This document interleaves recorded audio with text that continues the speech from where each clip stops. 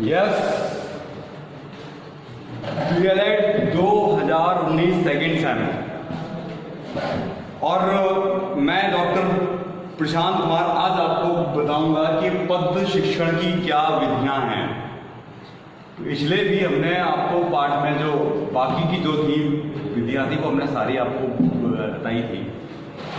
तो सबसे पहली बात तो आज पूर्ण है, हमारे सामने अवधेश जी हैं, बैठे हुए हैं, और मैं आपको भी बता रहा हूँ ऑनलाइन के माध्यम से। कल आपका हिंदी का दिन था, तो यहाँ पर क्या है कि हमने आपको बताई थी कि बच्चों को अगर हमें पद आपको अवधेश जी बताया आपको, हाँ ये जो होता है ये इसमें क्या है क्या, तो तुमको वो नहीं पता ये क्या होता है? पद वो होता है जो भी आपने गीत, कविताएं, दोहा, कुंडली चौपाइयां, मतलब जो लय, सुर, ताल और मात्रा के बंधनों से जो प्रयुक्त होता है वह आपका पद कहलाता है। पद में आपकी जो भी मतलब है, ये आपकी दादरा, उमरी, ठुमरी, लोकगीत, गायन संबंधी साहित्य आपका है ना, दोहा, चौपाई, कुंडली, गीत, कविता, पद आपके सोढ़ा, तो ये सब क्या है? पद है आपका। तो जब हम बालकों को पद का ज्ञान दें, जब हम बालकों को पद साहित्य का ज्ञान दें, तब हमको कौन कौन सी प्रणालियों का इस्तेमाल करना चाहिए ये मैं यहाँ पर आपको बताऊंगा। तो यहाँ पर आपकी ये जो है नंबर 6 पर जो दी गई है तुलना प्रणाली, ये प्रणाली क्या है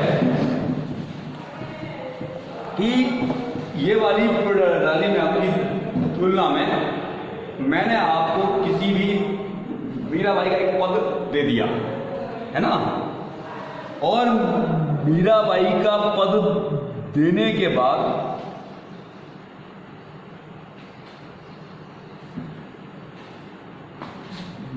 वैसी ही दूसरे किसी साहित्यकार की और पंक्तियां आपको हमने सौंप दी है ना, और वो पंक्ति देकर कहा कि मीराबाई के पद में और ये जो दूसरे जो साहित्यकार का पद है, क्या इसमें मतलब गुण कौन सी ज्यादा बढ़िया है, कौन सी ज्यादा, मतलब उन दोनों के बीच में एक प्रकार की हमने तुलना उनकी कर दी कि कौन सी ज्यादा बेस्ट है, कौन सी और बेस्ट है, किसमें क्या गुण है, किसमें क्या दोष है ना। तो जब हम इन दो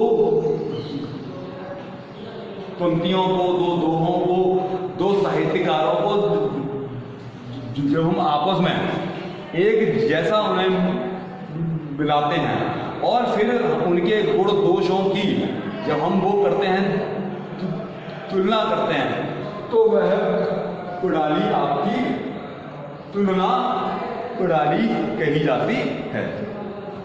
अच्छा, और दूसरी बात क्या है कि ये वाली प्रणाली का जो है प्रयोग वह भाव विश्लेषण करते समय आंशिक रूप से किया जाता है। मतलब क्या है कि हम जैसे तुमको कोई वो बताएं, कोई सी भी साहित्य बताएं, कोई सी भी कविता बताएं, और जब हम उस कविता का अर्थ आपको हम बता रहे हैं है ना, तो वहां पर क्या करेंगे कि हम वो साहित्यकार के साथ साथ किसी दूसरे साहित्यकार के भी बारे में हम आपको कोई ना कोई पंक्ति बता देंगे है ना। तो क्या है, उदाहरण के लिए देखिए मैथिली साहब कहते हैं कि अबला जीवन हाय तुम्हारी यही कहानी, आंचल में है दूध और आंखों में है पानी। तो ये आपकी पंक्ति इसने कही है, मेरी पंक्ति है। फिर जय शंकर जी कहते हैं कि हे नारी तुम केवल श्रद्धा हो।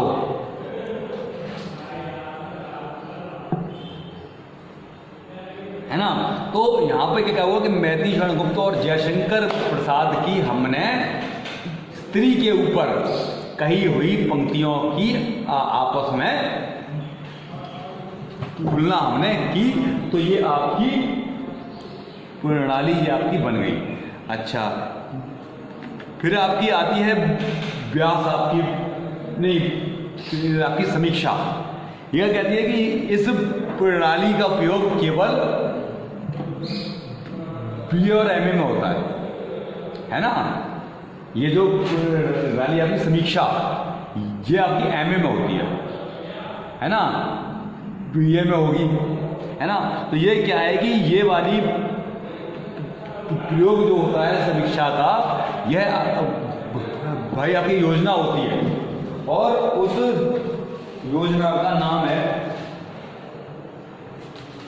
उस योजना का नाम है डाल्टन प्रणाली।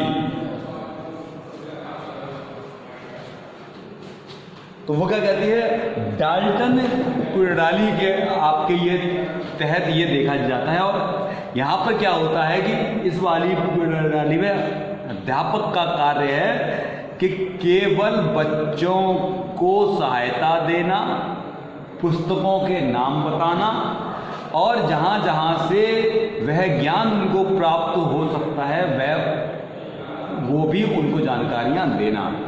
और ये वाली विधि में अध्यापक केवल विद्यार्थियों की हेल्प करता है। यहाँ पर क्या है कि ये वाली प्रणाली में समीक्षा के आधार पर हम किसी भी पोएम को, साहित्य को, किसी भी कविता को, उसकी भाषा, उसका भाव, उसका अलंकार और भी जो मतलब साहित्य संबंधी जो बातें होती हैं वह हम उसमें देखते जाते हैं। और देखने के साथ साथ हम यह भी चेक करते हैं कि यहाँ पर सारी चीज़ें सही लिखी गई हैं या कि सही नहीं हैं, जो कि पद्य साहित्य के जो साहित्य जो कहते हैं। और यह प्रणाली अभी आपकी सफल कही जा सकती है जब विद्यार्थियों को स्वयं दूसरे साहित्य का पहचान करने की योग्यता, है ना। जब हम कोई चीज़ को जानते होंगे तभी तो हम बताएंगे, क्यों। तो क्या है कि यहाँ पर क्या है कि ये केवल ये जो प्रणाली है वह प्रत्येक साहित्यिक में जो भी गुण दोषों का पता लगाकर क्या उसमें बेहतरीन बातें कही गई हैं, यह प्रणाली व्याख्यात्मक प्रणाली का विस्तृत रूप है। और इसमें कविता की समीक्षात्मक व्याख्या की जाती है। और प्राध्यापक यहाँ पर क्या है कि प्राध्यापक जो होता है वह विद्यार्थी का अध्यापक नहीं बनता, वह विद्यार्थी का दोस्त बनकर काम करता है ना। तो यह प्रणाली बहुत ही विस्तृत है। और विस्तृत के साथ में क्या है कि यह विद्यार्थियों को मानसिक, आपके मानसिक, तार्किक और भी जो समीक्षात्मक प्रवृत्तियां जो होती हैं उन प्रवृत्तियों के विकास के लिए ये प्रणाली उपयोग में की जाती है। कौन सी वाली आपकी समीक्षा प्रणाली, ठीक है। फिर आपकी आती व्यास प्रणाली में क्या है कि इस प्रणाली में अध्यापक जो होता है, आपने देखा है व्यास पीठ को,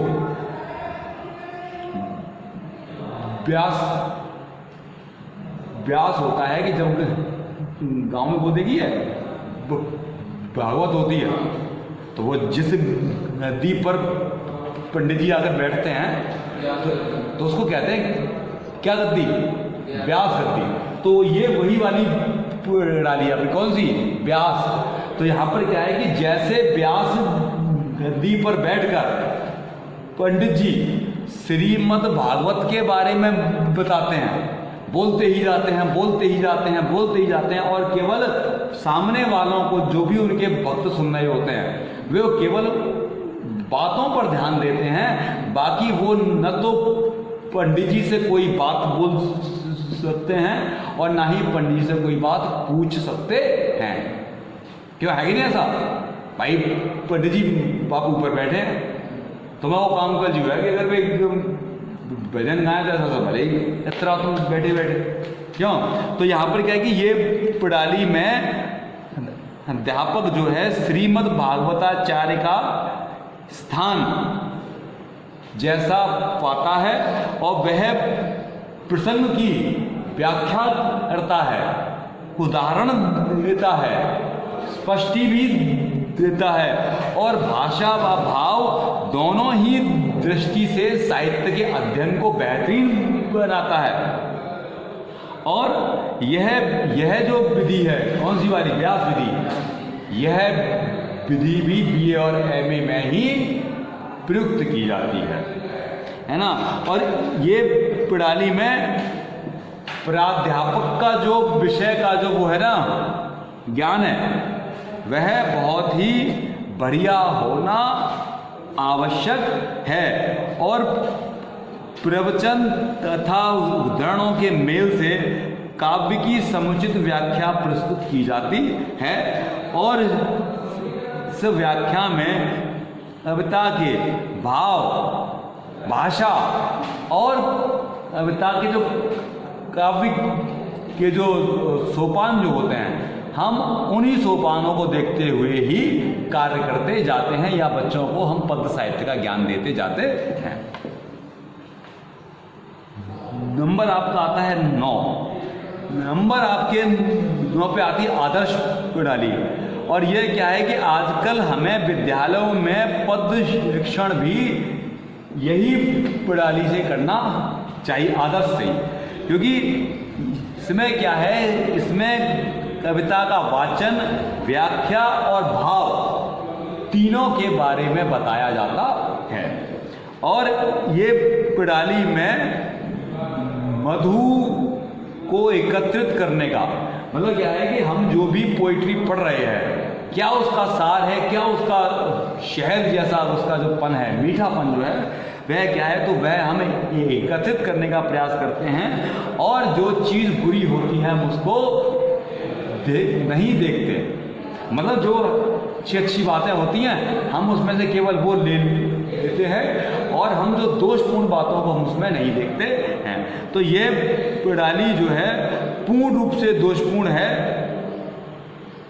वे प्रणालियाँ जो पहले से पूर्ण रूप से दोषपूर्ण हैं उन्हें पूर्ण रूप से ही छोड़ दिया जाता है, क्योंकि उन प्रणालियों में थोड़ा भी शहद नहीं होता, मतलब मीठापन नहीं होता, जिससे बच्चे को ज़्यादा से ज़्यादा जल्दी किसी भी चीज़ को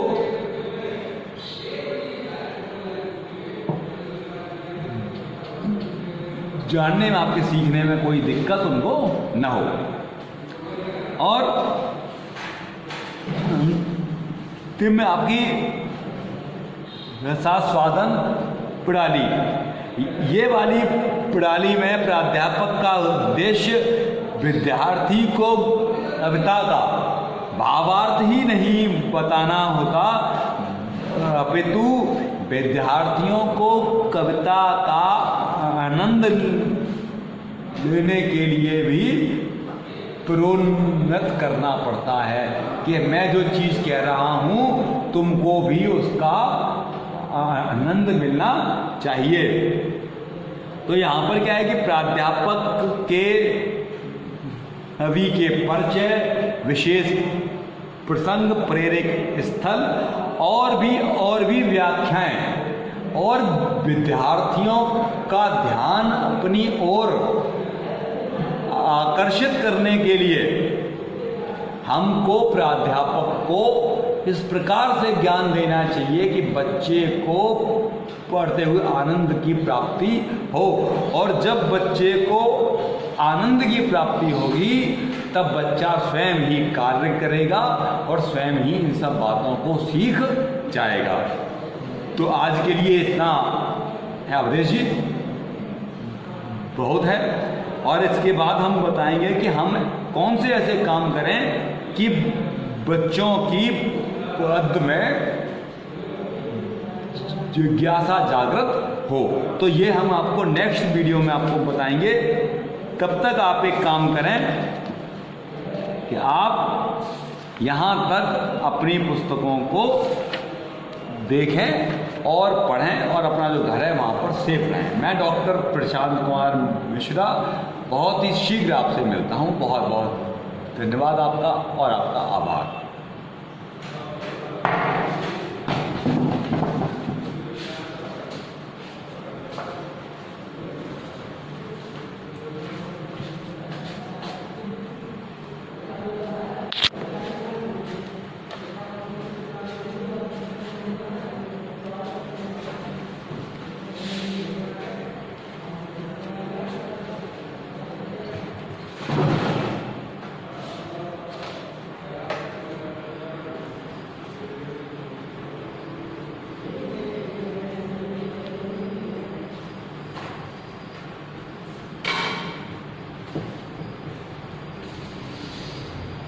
हाँ, एक चीज यहाँ पर डाल लेना कि ये जो आपकी व्यास प्रणाली है यह तथा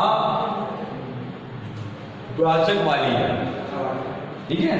तो इससे आपको ध्यान बना